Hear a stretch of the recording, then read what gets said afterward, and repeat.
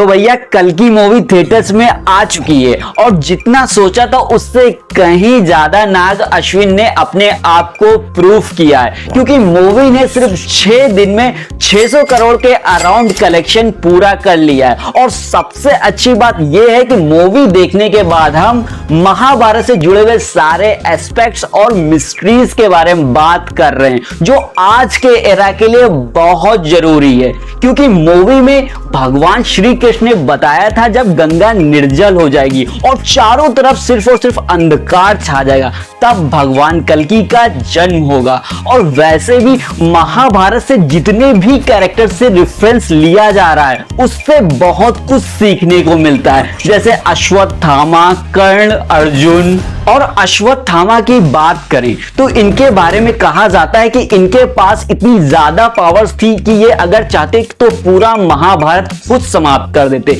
लेकिन ये शिव के अंश थे और इनके माथे पर जो मणि थी वो शिव की तीसरी आंख का प्रतीक है, इसलिए इन्हें क्रोध भी आ जाता था बहुत जल्दी।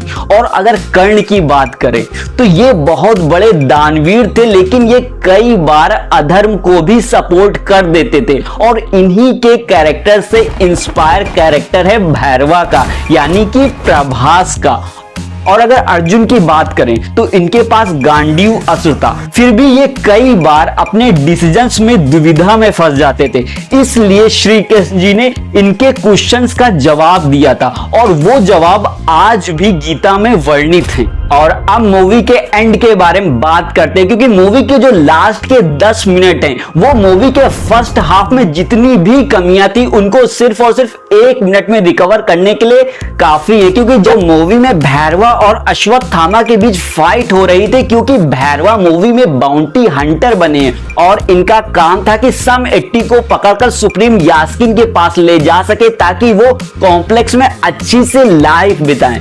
लेकिन मूवी में यह सस्पेंस था कि भैरवा ही कर्ण है। तो जब अश्वत्थामा मानस के जाल में बुरी तरह से फंस जाते हैं, तभी भैरवा के हाथ में कर्ण का विजय धनुष आ जाता है और भैरवा तुरंत कर्ण के कैरेक्टर में आ जाते हैं और मूवी का पूरा क्लाइमेक्स चेंज कर देते हैं। लेकिन इससे पहले अश्वत्थामा भैरवा को कुछ बता पाते, वो तुरंत कॉन्शियस हो जाता है और भैरवा के कैरेक्टर में आ जाता है और वो सम 80 को पकड़कर लेकर चला जाता है। और इसके बाद मिड क्रेडिट सीन में सुप्रीम यास्किन को दिखाया जाता है और जो मानस ने 1 बूंद सीरम एक्सट्रैक्ट किया था उसकी वजह से ही सुप्रीम यास्किन एकदम बल्क हो जाता है, लेकिन उसके जो सिर पर स्टिचेस थी वो अभी भी नहीं भरी थी। लेकिन क्वेश्चन ये उठता है कि सुप्रीम यास्किन ने जो दुनिया बनाई उसमें वो अपने आप को गॉड मान रहा है, क्योंकि मूवी का वो सीक्वेंस जहां पर वो अपने आप को डिफाइन करता है और इंसानों के डिजायर्स, करप्शन और ग्रीड के बारे में बात करता है, वही प्रूफ हो जाता है कि वो अपने आप को गॉड मान रहा है। इनफैक्ट वही नया युग भी लेकर आएगा, क्योंकि अगर ये कली है तो ये कभी ये नहीं चाहेगा कि कलयुग खत्म हो। और वो लास्ट वाला जगन्नाथ वाला डायलॉग, जगन्नाथ मतलब भगवान विष्णु